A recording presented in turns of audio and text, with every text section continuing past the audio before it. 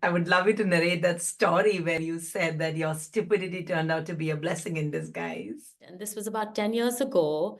One of my client directors, a design director, and I were going to Delhi for a pitch. And it was extremely important because our new boss, we had moved from being part of EMEA to being part of Asia, APAC.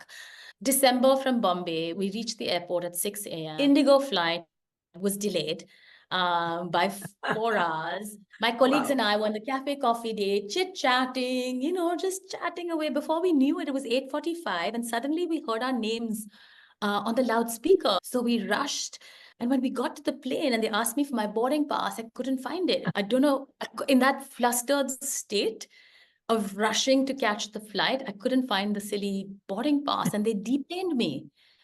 And they didn't even know how to exit me out of the airport. Police had to be called because, once you've checked in and stuff, you can't just cruise out of the airport. In frustration, I told this flight attendant, I'm like, come on, I can't be the first idiot in the world who's done this. She looked at me with a straight face and said, no, ma'am, you are. I mean, I was literally the first idiot who's ever done this, apparently. Lost the printed boarding pass.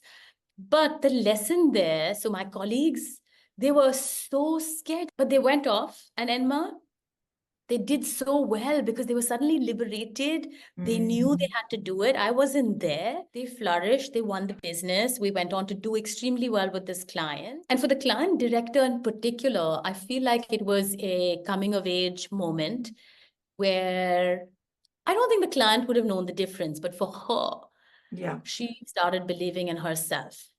And so I feel like biggest regret of my career is I've dominated the room too many times with a lot of younger people on my team over the years. And I just wish much earlier I had gotten out of the way, especially in businesses like ours.